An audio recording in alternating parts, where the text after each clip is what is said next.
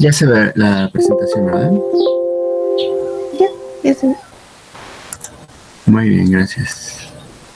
Ok, entonces para poder ir haciendo una interrelación entre los temas que hemos revisado recientemente, particularmente el caso de la hipertensión y la diabetes, habíamos dicho de forma anticipada que esta relación sí podía existir y que había varias condiciones o factores que podían irlo mediando. Cabe destacar que desde la década de los 60 se había anticipado que en las poblaciones potencialmente iban a estar expuestas a la combinación de estas condiciones de salud y que por lo tanto el metabolismo tanto de los carbohidratos y de los lípidos podía ir, digamos, teniendo algunas modificaciones importantes de forma que se anticipara esto que le llamaban en un principio el síndrome X. Posteriormente se fue ya denominando síndrome metabólico y las precisiones en lo que toca al marco conceptual de esta condición, que es compleja, pues apunta a justamente indicar que es un conjunto de factores, de condiciones en la salud de una persona que pueden derivar en consecuencias clínicas importantes. Entre ellas ya se están dando cuenta dos: la propia diabetes mellitus tipo 2 y por otro lado condiciones cardiovasculares importantes o macrovasculares, si las queremos ver así. Los autores, algunos de ellos, digamos que ya limitan esta precisión y, por ejemplo, mencionan infarto como una de esas complicaciones cardiovasculares o esta situación cardiovascular, o la formación de ateromas. Entonces, estos padecimientos cardiovasculares pues solamente apunta a un número elevado de posibilidades, pero les digo, hay algunos autores que pueden mencionar algunas de esas que les acabo de mencionar. Y para que el síndrome metabólico pueda desarrollarse, ya también se están dando cuenta que hay dos condiciones que las personas deben de, pues, no cumplir, o sea, porque pues no queremos que eso suceda, pero que en este caso puedan presentar obesidad y particularmente la de tipo ventral o abdominal. O sea, porque pues sabemos que hay personas que parecen delgadas, pero tienen acumulación de grasa ventral y eso es suficiente para que el síndrome metabólico pueda desarrollarse en ellas. Así que estas situaciones también actualmente las observamos, ¿no? De ahí la importancia de hacer una correcta medición somatométrica del índice de masa corporal, no solamente a través del cálculo típico, ¿no? de este valor, sino que tomar medidas. La somatometría se refiere justamente a hacer estas mediciones, por ejemplo, de la talla, del índice de cadera a cintura y estimar cómo se encuentra distribuida dicha grasa corporal. Y por otro lado, la resistencia a la insulina. Estas dos condiciones, pues por un lado pueden ser un poco engañosas de mesurar, porque en el caso de la resistencia a la insulina, nuevamente aquí pues tenemos presente lo que habíamos dicho, que no necesariamente podíamos estimarla apropiadamente a menos de que en alguna persona se hiciera justo unas mediciones tanto directas o indirectas de la acción de la insulina en las personas, lo cual ya era complicado. Y tampoco esto era una situación que podía percibir el propio paciente. ¿Se acuerdan que yo les decía que no podemos decir que hoy tengo la insulina un poquito elevada o muy elevada? No necesariamente redunda en síntomas clínicos que una persona pudiera autorreferir. Entonces, esta es la situación. O sea, puede que una persona, y ya nos queda claro, joven, dentro de estos rangos de edad, entonces puede ya estar transitando en una situación de resistencia a la insulina, y en el tiempo la exposición a todos los demás factores que hemos comentado puede desembocar en el desarrollo ya como tal del síndrome metabólico. El síndrome metabólico ya ven entonces que tiene una complejidad importante, pero por otro lado, si visualizamos cómo está dispuesto su potencial presentación a través del diagnóstico ya de diabetes o la presencia o ocurrencia de una situación o condición cardiovascular importante, pues nos pone a pensar entonces cómo se diagnostica. Porque si la resistencia a la insulina como una condición que le promueve no va a ser tan fácil de medir, y por otro lado el índice de masa corporal a lo mejor no está como muy dicho la importancia de hacer esta estimación del índice de cadera-cintura como una medición de respaldo, entonces ahí ya nos empieza a preocupar si se hace o no el diagnóstico oportuno. Entonces, se estima que el síndrome metabólico, aunque no hay estudios muy amplios, sí hemos tratado de procurar averiguarlo, se encuentra subestimado y puede ser hasta del 30% en poblaciones ambulatorias. Entonces, imagínense esta cuestión, es casi como hablar de la prevalencia de la propia hipertensión o que supera la de la propia diabetes, o sea, es muchísimo. Sin embargo, habla de criterios de diagnóstico que es importante considerar, y ahorita los comentaremos más adelante, ¿no? Y por otro lado, también que pues, las personas, como lo hemos dicho, pues tomen acciones preventivas que les permita pues transitar a correcciones previo al uso de medicamentos que puedan corregir estilos de vida, que permitan corregir creencias, que es algo que también hemos abonado un poco en este razonamiento que hay que también verificar en las personas que son diagnosticadas con alguna enfermedad metabólica, y de esta forma podamos intervenir en tiempo, ¿no?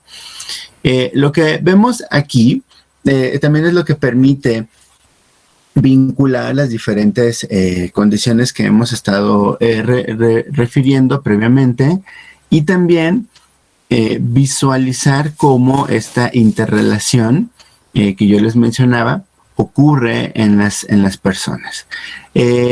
La obesidad de tipo ventral o abdominal implica o supone que estas personas van a tener una alta acumulación de adipocitos justo en esta región, ¿no? Y que, por lo tanto, esos adipocitos van a estar expuestos a variaciones en su, en este caso, liberación de productos metabólicos que ellos tienen y que potencialmente pueden regular de forma negativa, el feedback negativo famoso, algunas sustancias reguladoras del metabolismo de ácidos grasos, y por otro lado algunas sustancias que hacen lo contrario, que promueven su liberación o desajuste, ¿no? Por ejemplo, de las lipoproteínas. Entonces, entre más acumulación de adipocitos, como ya lo sabemos, nos han dicho, existe más oportunidad de tener una descompensación metabólica importante, siendo una de ellas, y aquí nos lo ponen como estos granulitos que vemos aquí, o estas esferitas, siendo una de ellas la inflamación crónica.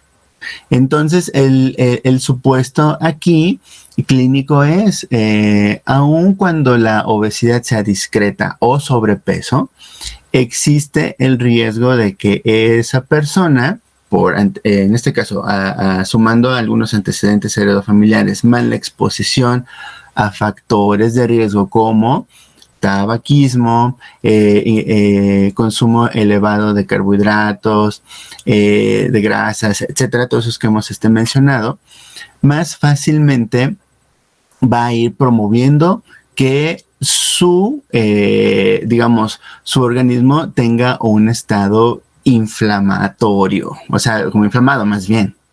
Y vamos a retomar ese punto, porque pues, o sea, ¿cómo? O sea, el hecho de tener sobrepeso o obesidad es que estoy inflamado, así como cuando se me inflama el estómago cuando como algo irritante, a este tipo de cuestiones.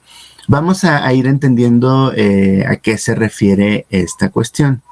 El punto es que principalmente los adipocitos van a acumular ácidos grasos libres no esterificados.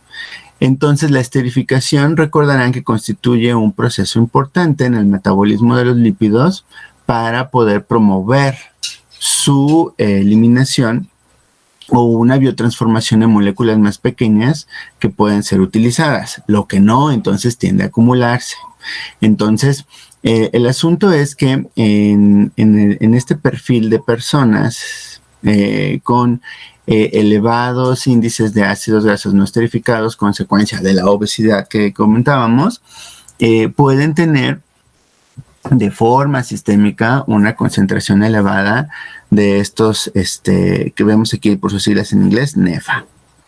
El impacto que ya hemos dicho cuando una sustancia anda de forma sistémica deambulando en el torrente sanguíneo es que va a alcanzar diferentes sitios en donde normalmente no debería de estar. ¿Se acuerdan que esa historia la contábamos con el caso de la insulina? Lo comentábamos con el caso del cortisol, con algunos otros neurotransmisores. Entonces, desde ahí nos tenemos que tener claro que una sustancia que se encuentra libre en el torrente sanguíneo y no es utilizada o no llega a su sitio para lo que debe de ser, está expuesta a interactuar por afinidad a otros sitios o receptores en donde puede ir desarrollando otras consecuencias. Entonces ya ven aquí, pues seguramente va a tener un impacto a nivel hepático, pancreático y muscular. Sí, para empezar, porque pues vemos que principalmente estas líneas van por aquí. Se dice que en otros términos, esta deliberada saturación de ácidos grasos, la saturación, o sea, es un término así como que nos hace pensar, o sea, hay como mucha grasa en la sangre, puede ser. Pero el asunto es que si pensamos en estos ácidos grasos, quiere decir que van a estar en cantidades que no deberían de observarse. O sea, porque para empezar, ácidos grasos libres deberían de biotransformarse normalmente en lipoproteínas, pero aparentemente esto no está sucediendo. Si no están esterificados, quiere decir que el proceso de esterificación tampoco está ocurriendo. Bueno, pues es que esta es la factura que naturalmente una persona va a ir pagando por no tener una limitación en el consumo de grasas o carbohidratos. O sea, no, se satura el sistema. O sea, es como todo, ¿no? Es como cuando vemos en el metro toda esta cantidad de personas que quieren subirse al metro y no para de llegar la gente, ¿no? Entonces, el asunto es que pues los sistemas se saturan y pues no me queda otra más que váyanse a caminar y a ver si en una siguiente vuelta metabolizamos, o si no, continuamos acumulando. Entonces este es un problema. Por lo tanto, si vemos en el caso de la influencia que puede observarse a nivel hepático, es una clara alteración en la función de las células beta pancreáticas, desregulando la liberación de insulina. Por un lado, se puede observar diferentes, posibilidades clínicas. Una de ellas es la hiperinsulinemia. Se dice que en el ámbito del síndrome metabólico es lo que normalmente se empezaría a observar en los primeros años del desarrollo de este trastorno, que se observa hiperinsulinismo y que esto va a favorecer más fácilmente la resistencia a la insulina.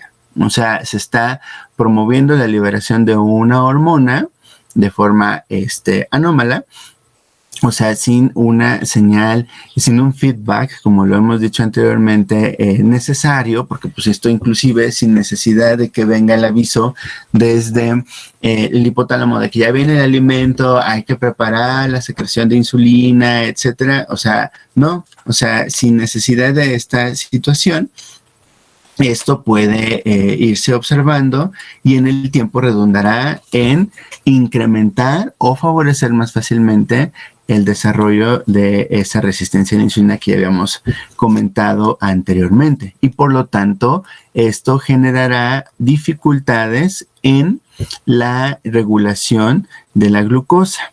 ¿Por qué se comenta aquí, de cierta forma, así como central, el incremento de la glucosa o la hiperglicemia? Porque resulta que en el tiempo es posible que se formen, permítanme decirlo así, en el páncreas, en algunas personas, algunas especies como de callosidades en el tejido. Y esto altera la función tanto de células beta y alfa y existe una descompensación tanto de la insulina como del glucagón. Y aunque yo les decía, no necesariamente todas las personas puede suceder, simultáneamente el hiperinsulinismo y la hiperglicemia es posible también observar que se descontrole más fácilmente este valor de glucosa en sangre. Entonces, el impacto es muy importante y de esta forma, entre más exposición o falta de corrección en la modulación o moderación de estos ácidos grasos, el tejido adiposo, en este caso, identificación de sobrepeso o obesidad, o sea, esto es lo que va a redundar más fácilmente a que ocurra el síndrome como tal. Hacia la derecha y la izquierda es lo que algunos autores también pueden decir, pues que es una tormenta de citocinas. Y es un término que hemos escuchado recientemente o se popularizó con el caso de, ¿se acuerdan de el COVID-19, ¿no? Que decían, no, es que se provoca la tormenta de citocinas una vez que alcanza el tracto respiratorio bajo. Yo les pregunto, ¿se habían escuchado esto de la famosa tormenta de citocinas? Yo no. La he escuchado más que nada como relacionada a lo de una reacción alérgica, ¿no? Ok, puede ser. ¿Alguien más? O sea, porque llama mi atención de preguntarles si saben cómo es hoy en día, a un año y cacho de distancia, cómo es el ciclo infeccioso o la historia natural de la enfermedad del SARS-CoV-2. O sea, ¿sí sabemos?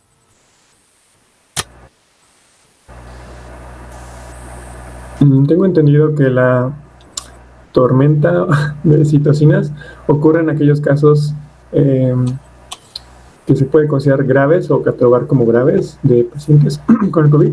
Una vez el virus haya infectado las células del pulmón y se haya propagado por el sistema, por las vías aéreas superiores e inferiores, comienza todo este proceso de inflamación que termina dañando todo el pues ahora sí que el compendio celular que son los pulmones. El primero de ellos, el parénquima de neumocitos, ¿no? En el pulmón. Ok, espero que así como su compañero los demás lo tengan, y si no, estúdienlo, porque aun cuando todavía no entran a su ciclo de especialización, la formación como licenciados en farmacia les exige que lo sepan, ¿sí? Porque se trata de una emergencia sanitaria y debemos comprender cómo ocurre el ciclo infeccioso o la historia natural del SARS-CoV-2, que se caracteriza precisamente por una desregulación de interleucinas, lo que le llaman así como más coloquial, ¿no? Así como si un novelista lo escribiera, pues en lugar de una desregulación de esas sustancias, le voy a decir que es una tormenta, porque apunta para todos lados, ¿no? Lo cual es cierto y lo ven aquí, ¿sí? O sea, tenemos citocinas, algunas más populares que otras, que van a ser susceptibles de desregularse nuevamente por esta presencia incrementada de ácidos grasos libres no esterificados, Particularmente esta interleucina y el factor de necrosis tumoral alfa van a tener la capacidad de generar o promover a su vez a otros marcadores o sustancias que pueden fácilmente promover estadios de inflamación. Se sabe que el propio factor de necrosis tumoral alfa o la interleucina 6 son capaces de mediar mecanismos proinflamatorios. El ejemplo más sencillo y más típico que nos dicen en el inmuno, pues es precisamente en los procesos inflamatorios cuando nos golpeamos, cuando nos cortamos, porque es parte de la serie, digamos,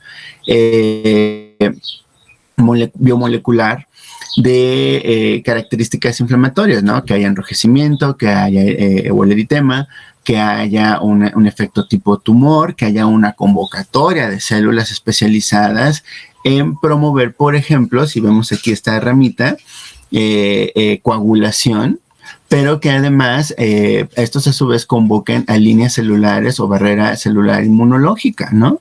Y esto ayuda primero a que el tejido repare la fuga de sangre, si es que hubiera, para estos casos que yo les estoy comentando, que es el ejemplo más sencillo, y también contenga una posible infección, al menos lo más local posible, gracias a esta barrera inmunológica celular. ¿Sale? O sea, esto es lo que nos enseñan y eso sí lo tenemos muy clarito. Allí participan justo este tipo de sustancias. Se modifica su acción cuando estos ácidos grasos libres no esterificados se encuentran elevados. Entonces, los mecanismos ya más específicos tienden a tener cierta complejidad. Primero, pues porque en este caso la exposición, si lo vemos, por ejemplo, desde los vasos sanguíneos, ¿se acuerdan del ejemplo cuando veíamos hipertensión, del ejemplo que yo les ponía de que nuestros vasos sanguíneos a lo mejor eran como mangueritas? Bueno, ahora pensemos que en ese torrente sanguíneo que transita por esas mangueritas o esa manguerita, el agua que a lo mejor estamos tomando para regar las plantas viene de tinacos o de algún otro contenedor, y si no se encuentra adecuadamente limpio o ventilado inclusive, ya ven que por dentro a veces las mangueras, cuando son así transparentes, se empiezan a hacer como negras, ¿no? O sea, porque ahí está expuesta o el agua está acarreando alguna sustancia que deteriore la apariencia y la calidad de la manguera, por así decirlo. En este caso, la sangre va a llevar estos ácidos grasos libres no esterificados que van a tener literal contacto directo con tejidos y con los vasos sanguíneos. Y por lo tanto están expuestos a interactuar a receptores para los cuales pues, no se esperaría que tuvieran justo una relación. Por ejemplo, a nivel del hígado existe la probabilidad de que a nivel del sistema portal pues se acerque justamente el sistema portal. ¿Se acuerdan de este tránsito circulatorio regional que hay en hígado? Es este mismo sistema el que acercaría estos ácidos grasos libres no esterificados, y entonces los hepatocitos podrían acumularle, ¿sí? Entonces esto puede generar un deterioro funcional a nivel del hepatocito, pero a su vez el hepatocito va a procurar, digamos, regular la propia presencia de estos ácidos grasos libres no esterificados, porque los va a reconocer o identificar como una intrusión que, digamos, celularmente no es adecuada.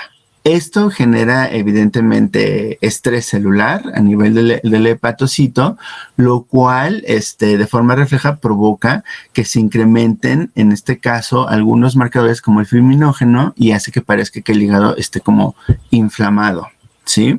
Y entonces la inflamación constituye, yo les decía, un llamado para que otras sustancias procuren remediar algo.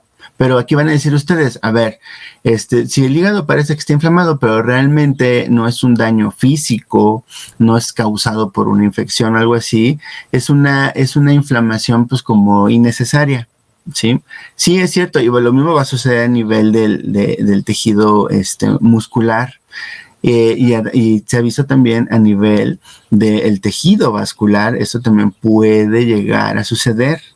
Dependiendo del tejido, es posible que se implementen mecanismos de reparación. Suena así súper raro, ¿no? Así como que, ¿cómo va a repararse algo que no está descompuesto? Sí, aparentemente. Entonces, se incrementan, por ejemplo, las cuentas de fibrinógeno, y estas van a transitar más fácilmente en el torrente sanguíneo, buscando algo que reparar. Pero a su vez, otras sustancias que coadyuvan con el fibrinógeno para reparar algo pueden empezarse a liberar, y por lo tanto, de forma sistémica se empieza a incrementar estos estadios, el proinflamatorio y el protrombótico, ¿no? El que está listo para reparar, lo voy a decir así, ¿no? Como fugas de sangre, ¿no? O algo así.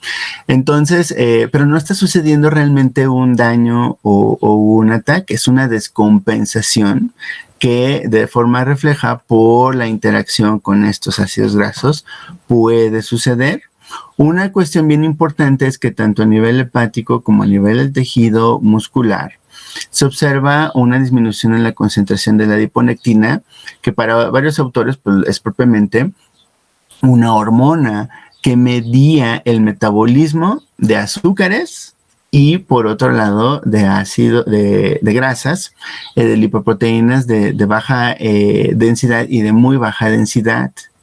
Y que cuando esta concentración de adiponectina se disminuye por esta exposición extensa de ácidos grasos libres no esterificados, lo que ocurre es que más fácilmente en tejido muscular y en el tejido hepático se empiece también a acumular grasa. Esta la entendemos más, ¿sí? La del tejido muscular, porque pues ahí van a decir, bueno, pues vemos que a lo mejor en las personas posteriormente pues el tono muscular, y menos en el caso del hacinamiento, pues se va perdiendo, ¿no? O sea, ¿ya cuánto tiene que no veo mi bíceps, ¿no? O sea, porque pues ya a lo mejor algunas personas pues no están haciendo suficiente actividad física, y entonces pues aquí todo nos puede pasar, que la acumulación de adipocitos, o más bien de ácidos grasos que descompensen más fácilmente el tono muscular, pues suceda. Entonces, esto genera a su vez una modificación en el metabolismo del ATP, y por lo tanto desregula la sensibilidad hacia la insulina por parte de este tejido muscular. O sea, es todo un rollo, ¿sí? En este sentido. Entonces, o sea, aquí realmente van a decir, a ver, si Cairo va a empezar, está echando todo este rollo y va a llegar al punto de que va a decir, ¿cómo tratamos esto? Pues, no lo voy a preguntar ahorita, pero el punto es, se están dando cuenta que muchas de las cuestiones a las que está llegando este síndrome es por no limitar en tiempo la presencia de ácidos grasos no esterificados, o dígase obesidad y sobrepeso. Está complicado, ¿no? O sea, el escenario, una vez que se plantea o se puede identificar el síndrome metabólico, sí, pero no es nada complicado prevenirlo. Entonces, esta es la situación, porque todavía falta como hacia arriba, ¿no? O sea, el hecho de que tengamos resistencia a la insulina, ya hablábamos de hiperinsulinismo, la insulina es capaz de provocar, por ejemplo, a nivel del tejido endotelial, que algunos lisosomas gránulos contenedores de óxido nítrico más fácilmente se liberen o se rompan y generan vasoconstricción. más lo que decíamos de esta ruta que va a tender a favorecer que el tejido vascular parezca inflamado, lo cual puede redundar en vasoconstricción y por lo tanto esto incrementa, ya saben, ¿no? La resistencia periférica, el gasto cardíaco y por lo tanto hablamos de presión arterial incrementada. Sí, pues esto vendría a ser una complicación de estas que decía ahí el texto, ¿no? Cardiovascular.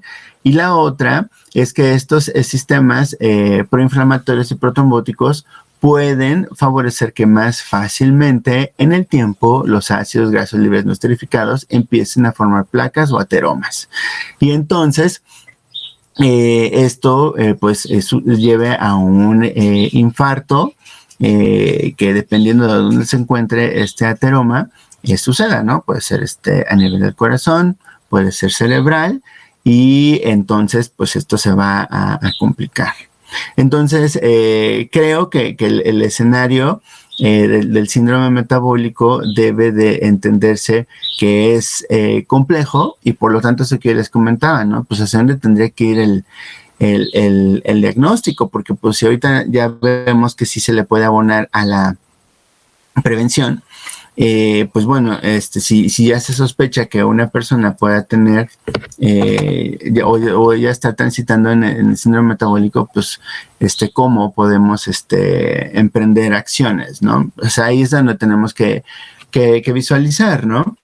O sea, si, por ejemplo, va a estar complicado integrar un panel bioquímico para distinguir el síndrome metabólico, pues a lo mejor sí tenemos que pensar en aquellos casos en donde, por ejemplo, son pacientes que se sabe que tienen una historia familiar importante porque pues familiares directos tienen o tuvieron diabetes tipo 2 o hipertensión o dislipidemia, explorar, por ejemplo, signos y síntomas de hiperglicemia, se pueden hacer mediciones de protrombina y verificar si se encuentran descompensados, siguen siendo indirectos, pero pues por ahí va.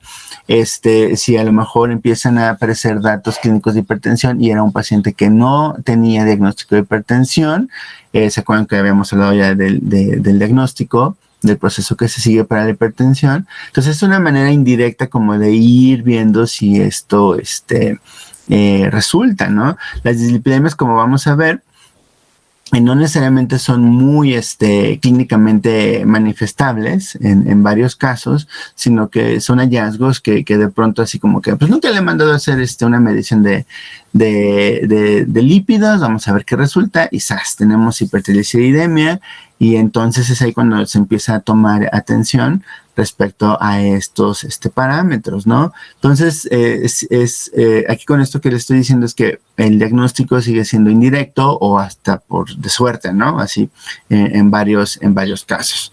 Lo que vemos aquí es cómo se ha ido reportando. En un principio, en el 2006, se planteaba que al menos esto era el número de veces que se podía incrementar el desarrollo de la enfermedad vascular hasta 2 veces o hasta 5 veces la diabetes tipo 2, ¿sí? Pero todavía los datos de este análisis que yo les comentaba alguna vez, ¿no? Del Big Data o de grandes datos, presume que pues, estas proporciones todavía pueden ser todavía mayores y todavía más en presencia de la diabetes tipo 2, que ya habíamos comentado que puede estar presente. Incrementa 3 veces más la enfermedad cardiovascular y insisto, ¿no? En la óptica de que esta enfermedad vascular puede ser el desarrollo de un ateroma, una placa aterogénica, el infarto, y pues hay autores que incluso refieren pues la propia hipertensión arterial sistémica, ¿sí? Entonces es importante esta cuestión para irla monitoreando. Ahora, en el caso de la hipertensión,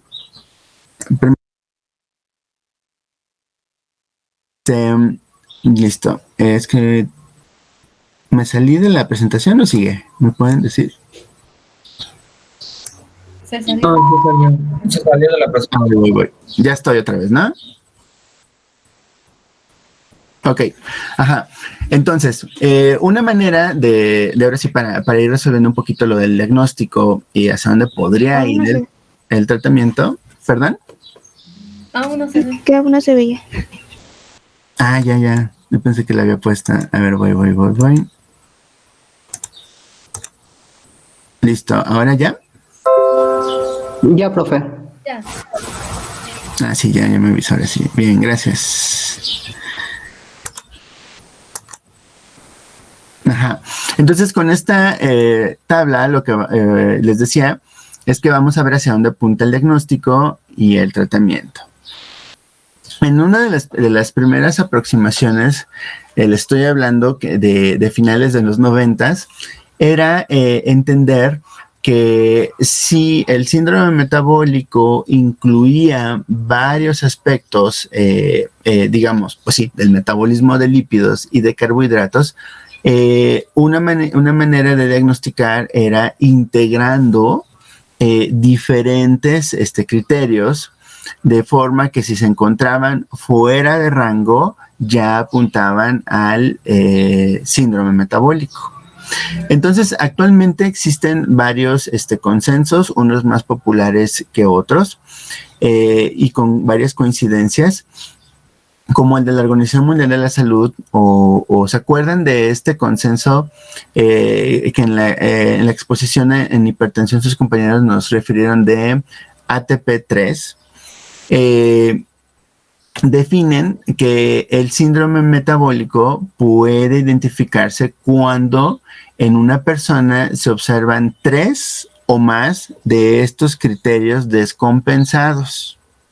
La diferencia es que, por ejemplo, la OMS incluye microalbuminuria como un criterio que se puede observar.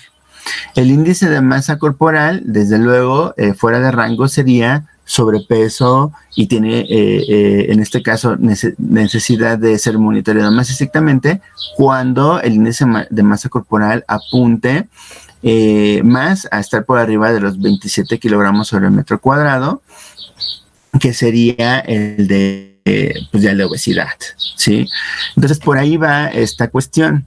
Entonces, el hecho de decir, bueno, si hablas de que 3 o más de estos criterios, pues da oportunidad a que, primero, no te esperes a que todos los criterios estén descompensados, ¿sí? Estos que vemos aquí.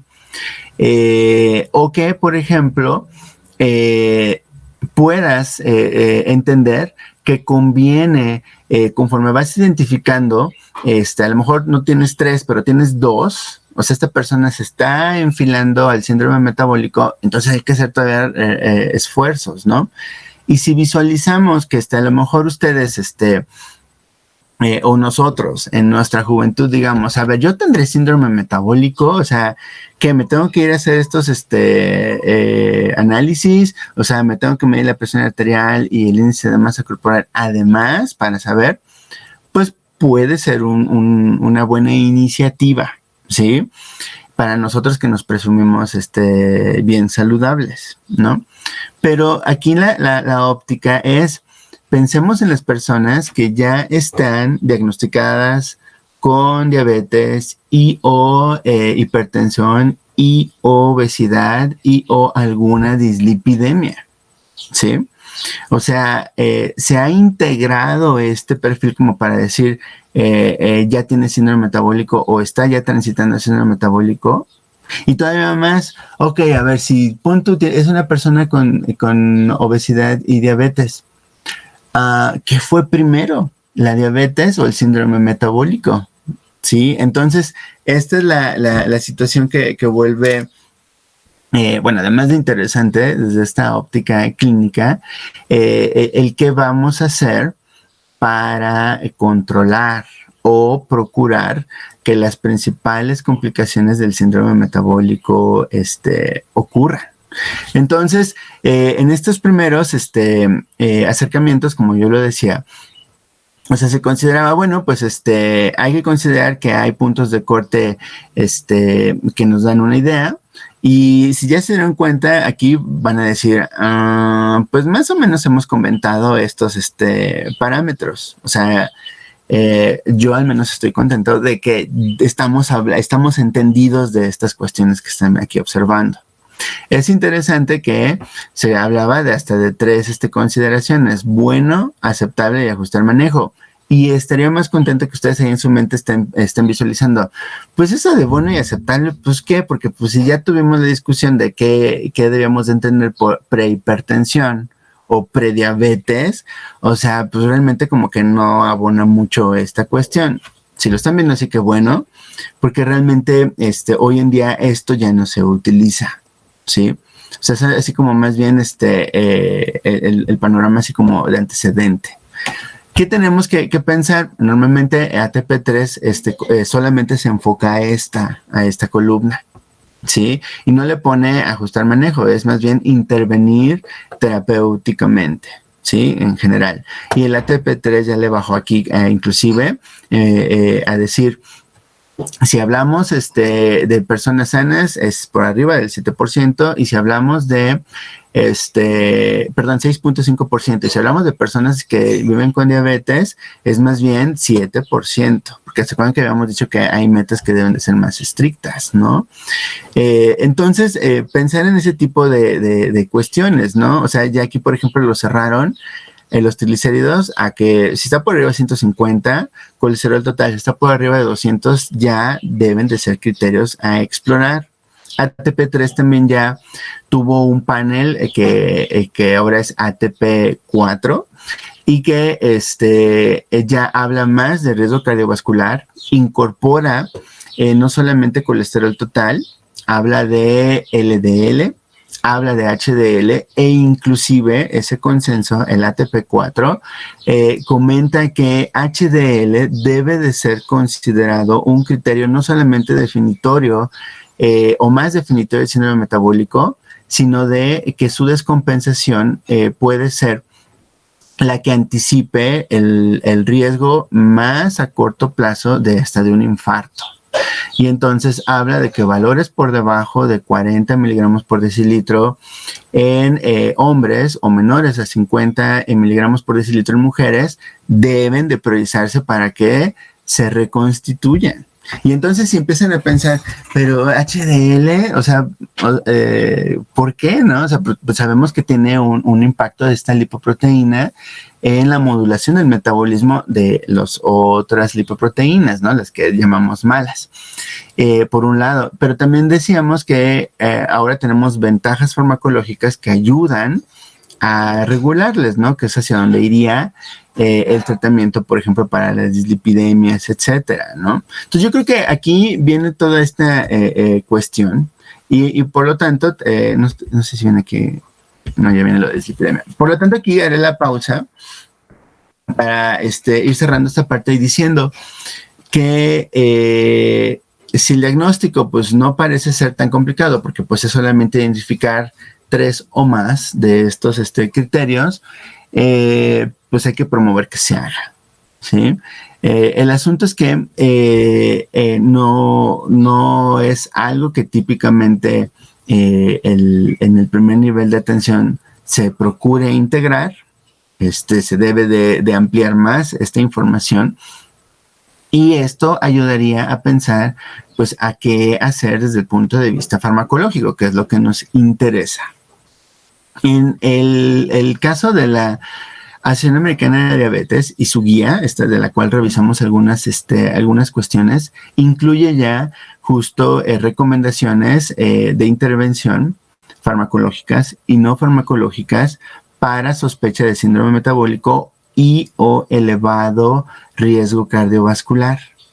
En general, comenta, si la descompensación está presente, la intervención farmacológica tiene que procurar enfocarse a remediar el parámetro que esté desregulado, ¿sí?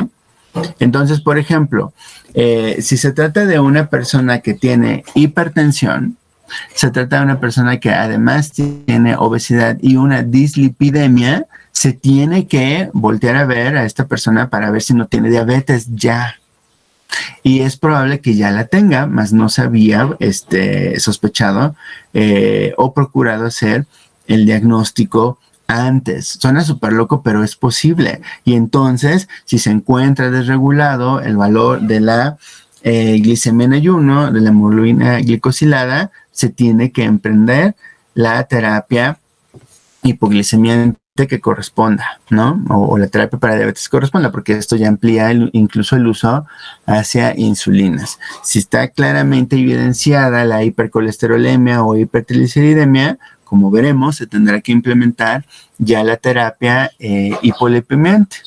Si se trata de un paciente que es de difícil control en la presión arterial, entonces hay que verificar si conviene transitar a una biterapia o triterapia, ¿sí? Porque van a decir ustedes, pero a ese grado, o sea, este paciente que se le está confirmando el síndrome metabólico, pues pues lo vamos a fastidiar, ¿no? Porque si nada más tiene hipertensión y ahora resulta que ya está dando detalles de diabetes y la hipertensión no viene controlada, tenemos que reforzar y subirle el número de formas farmacéuticas que debe de consumir en un día.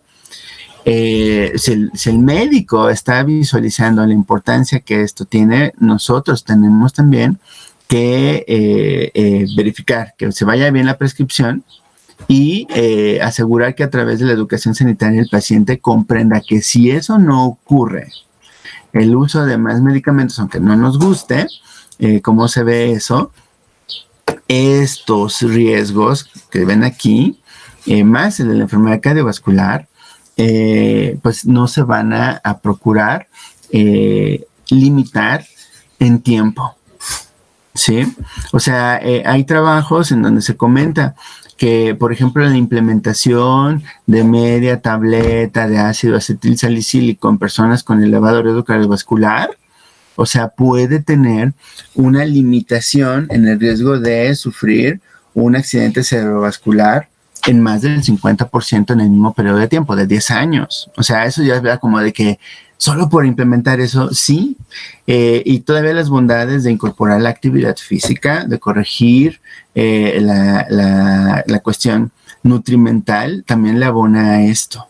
Porque al final, y aquí cerraré, en el punto aquí del control metabólico, existe, es bien complicado. Si pensamos en que una persona, digamos, está controlada metabólicamente, pues aquí lo están resolviendo ustedes mismos también, pues solo se va a dar si todos estos parámetros están en esta categoría.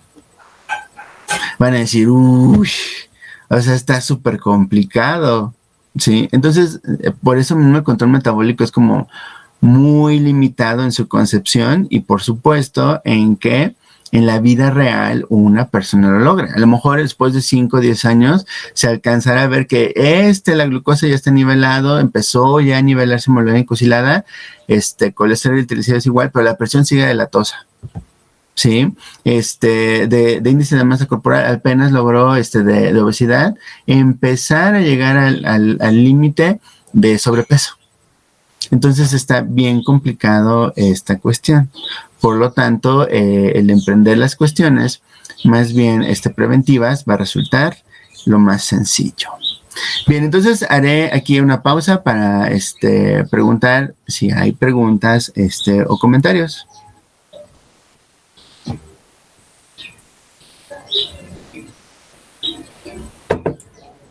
Creo que no. ¿Cuánto vamos bien? Ok. Bueno, entonces, sí queda claro cuáles tendríamos que pensar que son los principales,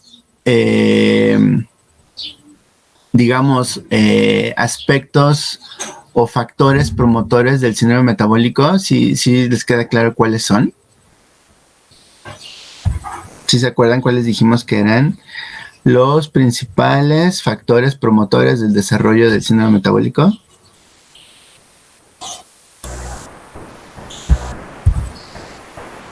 Sería la resistencia a la insulina y también la acumulación de ácidos grasos no esterificados.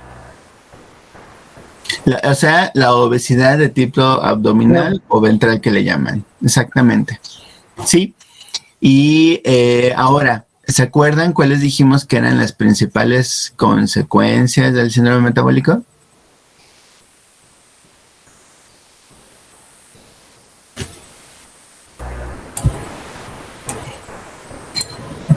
Dislipidemias, enfermedades cardiovasculares y diabetes. La dislipidemia no necesariamente, sino que era la diabetes tipo 2 y esto que llamábamos aquí, ¿no? Pues aquí está clarito en la diapositiva, la enfermedad cardiovascular. Y ahí yo les había dicho, o sea, puede ser un infarto, la formación de una placa o un ateroma, o yo también mencionaba el caso de un evento o accidente cerebrovascular, ¿no? Como posibles causas. Entonces, no hay que titubear de pronto en indicar que una consecuencia del síndrome metabólico es efectivamente la diabetes mellitus tipo 2. O sea, nos tiene que quedar muy claro. El problema es que cuando ya nos ponemos a investigar en pacientes esta cuestión, ya a lo mejor alguien puede pensar, entonces, pues qué difícil ha de ser identificar pacientes con síndrome metabólico que atiendan estos criterios en ausencia de diabetes tipo 2. ¿Me explico? Porque tenemos, por ejemplo, en una adenda que sumaba más elementos de ayuda que venían en la guía del ATP3 para el síndrome metabólico, nos decía, si una persona está consumiendo medicamento para el control de la diabetes, y además está consumiendo medicamento para el control de la hipertensión arterial, considera estos elementos como indicativos de que puedes sumarlos a los criterios de diagnóstico de síndrome metabólico. ¿Por qué esta cuestión? Porque de pronto la persona decía, pues tomo esto, pero nunca me dijeron que era diabético o hipertenso. Y cuando vamos a ver los registros clínicos, nunca está dicho el diagnóstico, pero ya lleva 2 años tomando un antihipertensivo. Ella lleva 3 años tomando metformina. Entonces, pues claramente, entonces sí hay un diagnóstico, pero no está descrito como tal. Pero por el hecho de tomar el medicamento, si fuera el caso, de que en ese registro encontramos que está tomando antihipertensivo, un medicamento para el control de diabetes tipo 2 y obesidad, o sea, ya abonamos a 3 criterios que apuntan a un perfil de síndrome metabólico. Entonces, el asunto es que hay que tener cuidado de, si bien el promover el diagnóstico del síndrome metabólico, pues también entender que se procure su, pues no podemos hablar, ya se dan cuenta en este síndrome no podemos hablar de que se va a curar el síndrome metabólico, sino más bien de controlarlo. ¿Sale? ¿Sí queda claro entonces el ámbito del síndrome metabólico? Sí, muy, muy complejo. Sí, lo es. Y esto es lo que ya representa todo un rollo en el caso de que se tenga que hacer el abordaje farmacológico de cada uno de los elementos descompensados, ¿no? Entonces, en el tema de las dislipidemias, que este es otro de los temas también más o menos cortos, que estaban pendientes, pues debemos de entender que este término no solamente implica el identificar variaciones en la cuenta de algunos lípidos de forma incremental, ¿sí? Porque normalmente pensamos que a través, por ejemplo, de la idea que tenemos del colesterol total, de las lipoproteínas de baja o de muy baja densidad, pues de que estas hay que monitorizarlas porque no deben de estar arriba. Y cuando lo están, pues efectivamente puede corresponder al caso de una dislipidemia. pero no hay que irnos con esa finta. O sea, también se incluyen en este término las variaciones más bien decrementales. O sea, sí es importante considerar que no sería adecuado tener un colesterol total de 70 o de 50 miligramos por decilitro, porque pues lejos de que, pues qué padre, no tiene riesgo cardiovascular, ¿no? No, o sea, se está considerando que a lo mejor va a tener una limitada capacidad metabólica para procesarle, y entonces esto puede poner en riesgo la capacidad funcional de las propias células, ¿no? Entonces, por decir algo, ¿no? El HDL, o sea, yo les decía hace unos momentos, ¿no? El tener cuentas bajitas de HDL ya nos hace pensar que estas personas van a tener un mayor riesgo precisamente de ir generando estos ateromas. Entonces, hay que pensar en esta idea que tiene nominalmente el término dislipidemia, ¿sale?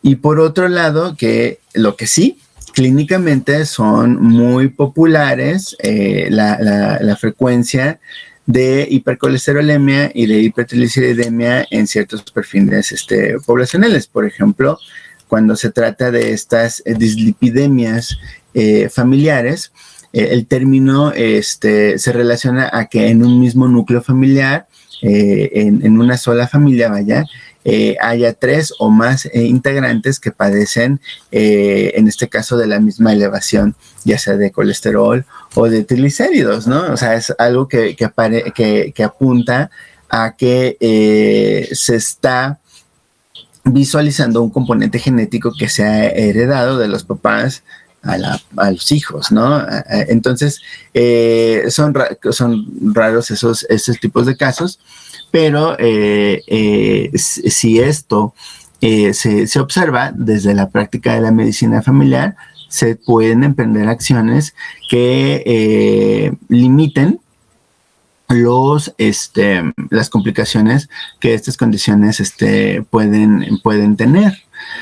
Sabemos que en el caso de las dislipidemias, además de los componentes heredofamiliares que pudieran haber, existen otros factores que pueden promover más fácilmente su desarrollo. Ya hablábamos de los antecedentes familiares y algunas precisiones todavía en ellos, ¿no? Aquí habla de historia previa de alguna enfermedad vascular o cardiovascular, pero también están estas otras, ¿no? O sea, acuérdense que la hipertensión arterial visualizada como vasoconstricción, ahora además tenemos que ver que puede suponer el riesgo de que gran parte o ciertas regiones del tejido vascular puede estar inflamado, y esa inflamación, como hemos explicado, puede ser suficiente para que ocurra la promoción de la formación de un ateroma. Entonces, por eso la hipertensión arterial no diagnosticada o de difícil control, o que no se está controlando porque el paciente simplemente no quiere, entonces es un elemento que favorece, ¿no?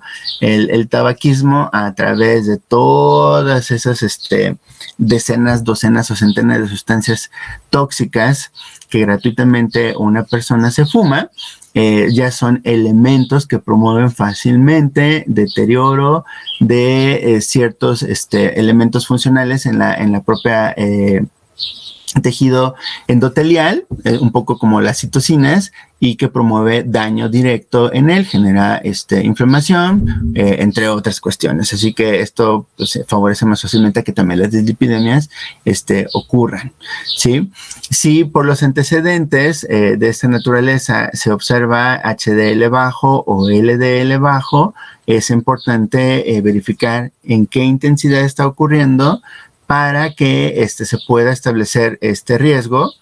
Hay guías, el propio ATP3, ADA ya lo incluye, que ya permite saber, dar una idea de qué riesgo de deterioro en el riesgo cardiovascular puede tener una persona, y entonces la severidad de las intervenciones, ¿no? Parece estar más relacionadas las dislipidemias más en hombres que en las mujeres, aunque sabemos, por ejemplo, que algunas dislipidemias ocurren más típicamente en las mujeres durante el embarazo. No siempre, pero acuérdense que la modificación hormonal que el propio embarazo supone, a veces las expone a alguna dislipidemia que allí el gineco monitoriza, ¿no? Entonces, por ahí va esta cuestión. Me voy a salir unos momentos aquí de la presentación.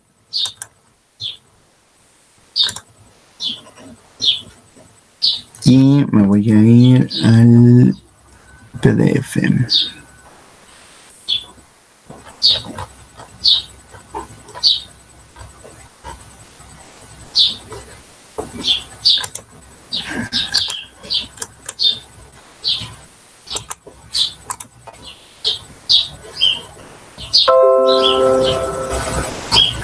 Según ya se puede ver.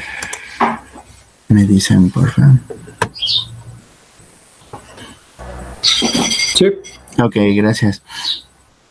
A ver, entonces, aquí voy a empezar esta lectura y después alguien me va a ayudar, porque está en 2 columnas. Entonces, solamente para entender estas categorías o patrones de hiperlipoproteinemias, que también es el otro nombre que pueden tener estas condiciones clínicas, me refiero a las dislipidemias, se pueden distinguir a veces por la evidencia de una descompensación en una sola lipoproteína, por ejemplo, LDL o HDL, pero también, pues ustedes pueden decir, bueno, pues si hay diferentes tipos de lipoproteínas, a lo mejor, si se va a presentar clínicamente una persona, pues qué bueno que solamente es sobre una de esas lipoproteínas.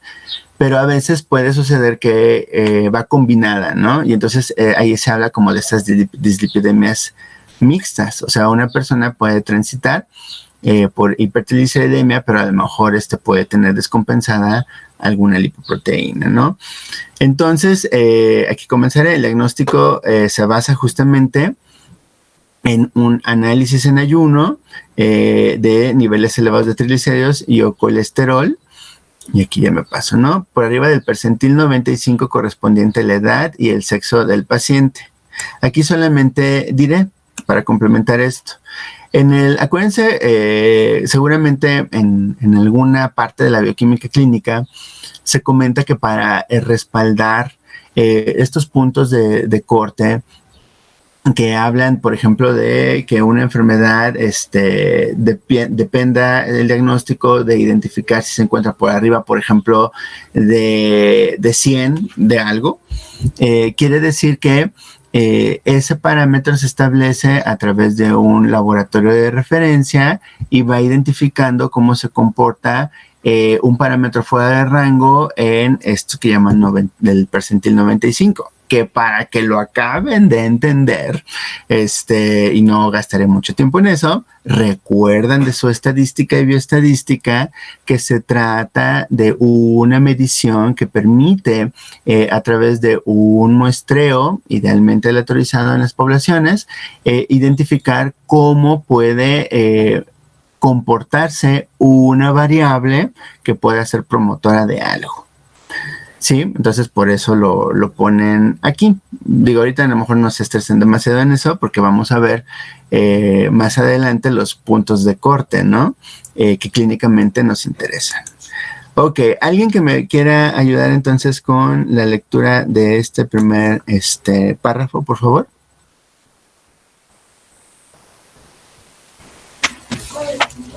La electroforesis de lipoproteínas sobre gel de agarrosa ayuda a determinar la clase de lipoproteínas afectadas.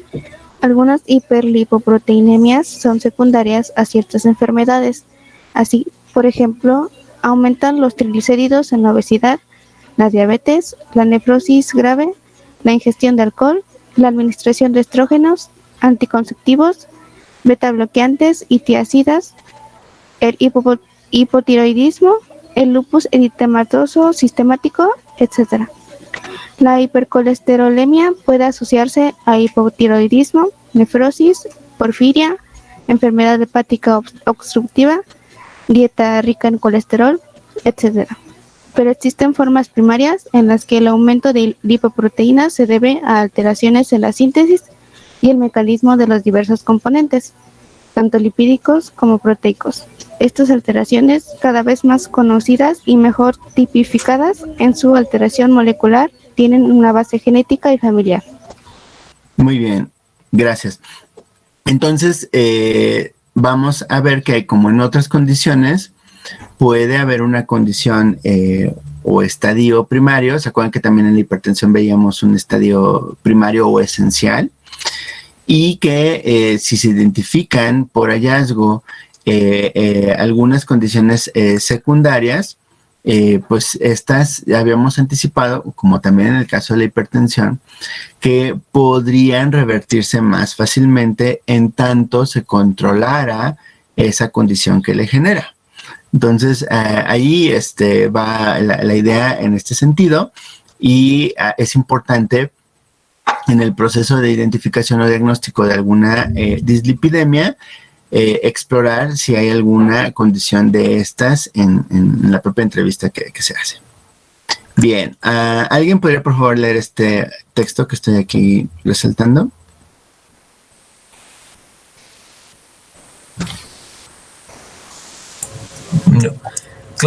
Clásicamente las hiperlipoproteinemias se clasifican en tipos señalados en la tabla 55-2, pero desde un punto de vista práctico se pueden agrupar en las siguientes categorías.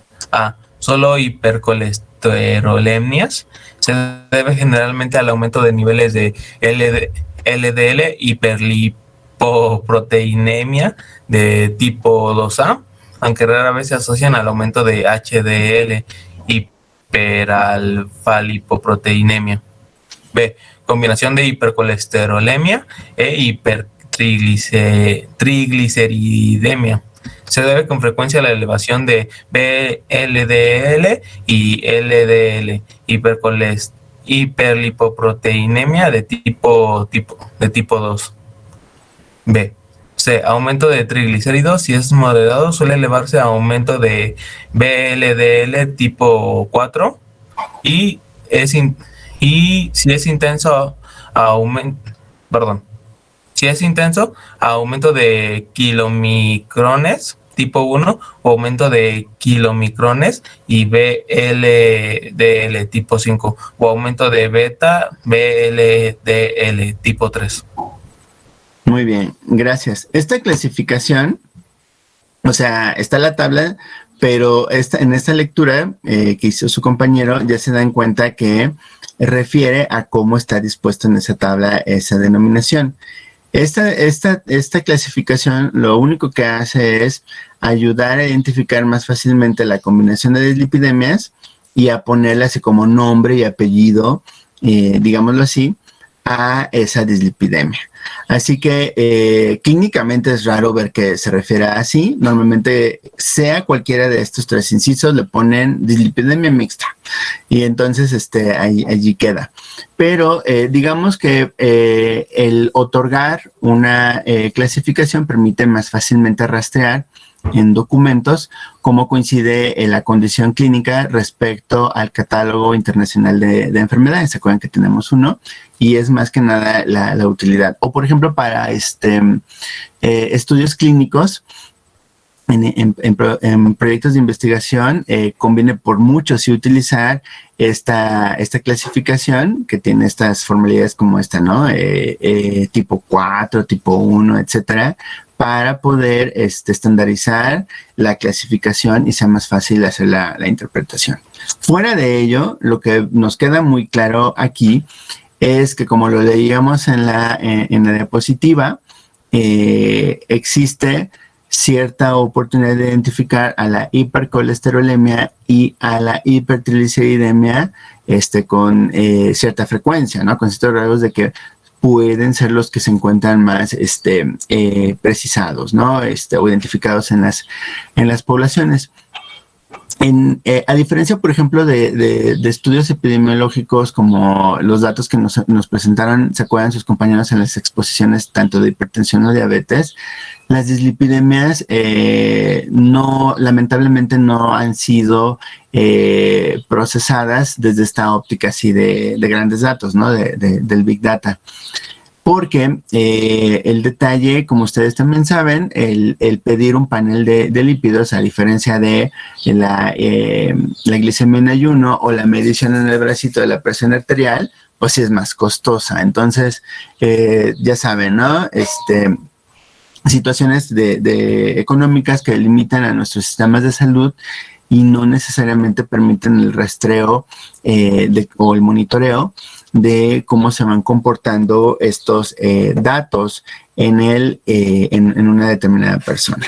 Esa es la tabla, o sea, para que vean aquí cómo es que tenemos estos diferentes puntos de corte y los diferentes lípidos que están en este caso pueden estar incrementados, ¿no? Entonces, dependiendo de la severidad con la que se encuentre elevado, es la categoría y las combinaciones, también es lo que se puede registrar.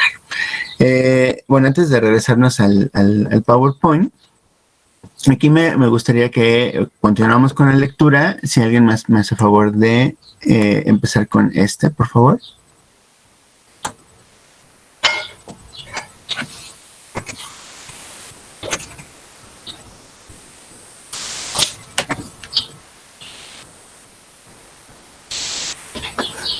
Alguien que se anime a la lectura.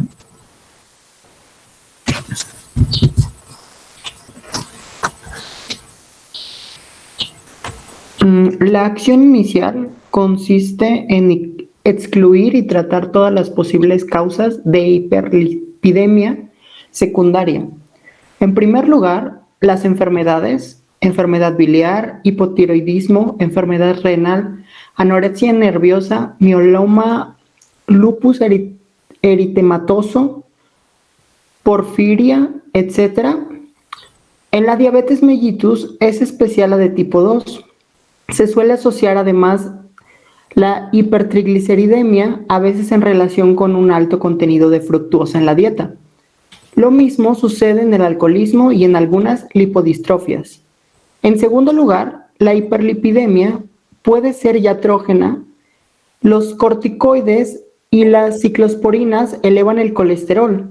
Las tiazidas, los betabloqueantes y algunos gestógenos y andrógenos no aromatizables pueden elevar los triglicéridos y reducir el colesterol de las HDL.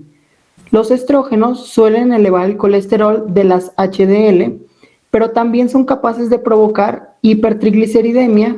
Por consiguiente, debe hacerse lo posible por excluir o sustituir estos fármacos. Muy bien, gracias. ¿Se acuerdan que yo les comentaba que en el proceso de diagnóstico de las dislipidemias habría que, por la referencia o los antecedentes que refiere el propio paciente, identificar algunos de estos potenciales factores promotores. De algunas enfermedades, o sea, sí nos queda claro, o sea, que el médico tendría que preguntarlo u observarlo en el registro clínico de forma adecuada. Pero vean en esta parte, ¿no? Donde en la lectura decía su compañero, ¿no? La hiperlipidemia puede ser iatrógena. Sí les quedó claro por qué este término y qué implica esto de que estas dislipidemias pueden ser iatrógenas. ¿Sí les quedó claro?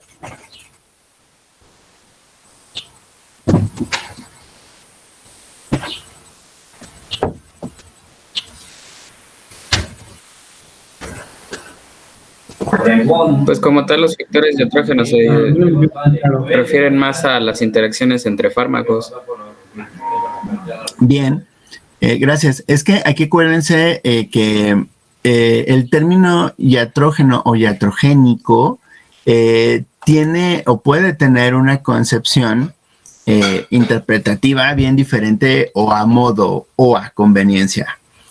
En este caso, en el mejor término buena onda que vemos aquí en este apartado, esta cuestión iatrogénica, pues van a decir ustedes, pues es que resulta que se puede tratar de una potencial contraindicación que no se atendió, o bien que la dislipidemia ocurre como un efecto secundario consecuencia del consumo de un medicamento.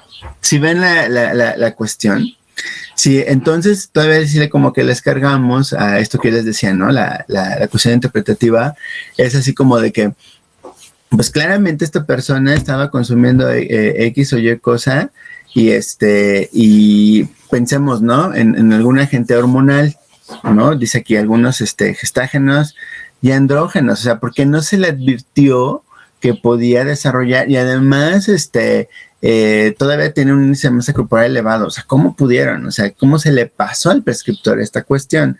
De ahí el término que a veces puede ser así como muy, muy rudo, ¿no? Alude en general a una situación como de error e inclusive de error intencionado, por eso es interesante que nos lo dispongan aquí.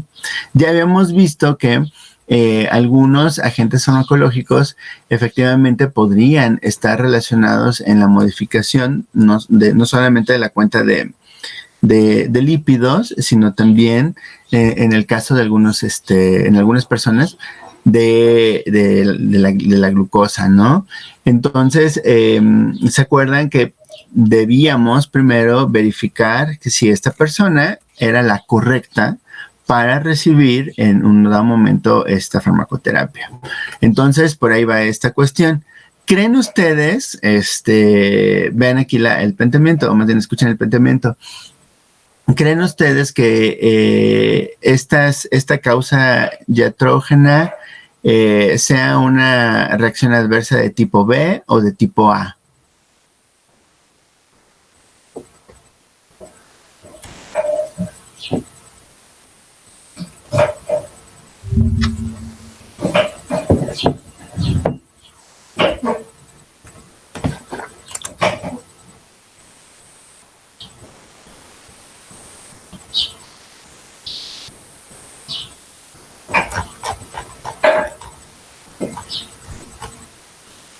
¿Ya se fueron a comer? ¿Ya nos vamos a comer? Estamos aquí. No, Doc, es que a mí no me quedó muy claro el concepto de iatrógeno. Ajá, la otra persona que iba a decir algo. Sería de tipo A, ¿no, profe? Ok, estoy de acuerdo. Porque en todo caso, si vemos la arista de que el medicamento está causando desafortunadamente en una persona susceptible una reacción adversa, es decir que la dislipidemia está iatrogénicamente atribuida al consumo de un medicamento que a lo mejor sí pudo estar bien indicado, pero pues no sabíamos que se iba a presentar. Uno muy popular que no está aquí es el de los antirretrovirales. Los antirretrovirales, como los inhibidores de proteasa, lopinavir, ritonavir, es muy altamente probable, o sea, en más del 60-70% que generen hipertrigliceridemia o hipercolesterolemia. Y entonces, todo el mundo lo sabe. Se tiene que implementar en algunas personas la terapia antirretroviral basada en estos agentes y se tiene que monitorizar. Sí, a lo mejor va a tardar 6 meses, 1 año. Hay algunas personas que hasta después de 5 años empiezan a tener primeros datos de hipertrigliceridemia o hipercolesterolemia. Es muy variable la ventana de tiempo, pero se sigue tratando de una reacción adversa de tipo A, porque podemos comprender el mecanismo de acción por el cual el medicamento puede causar una desregulación, ya sea en la ruta de síntesis de colesterol o de triglicéridos, y siendo principalmente una alteración a nivel de estos sistemas, a nivel del tejido hepático principalmente, y algunos, por ejemplo, en el propio adipocito, sobre todo en las personas que ya tienen antecedentes de sobrepeso y obesidad.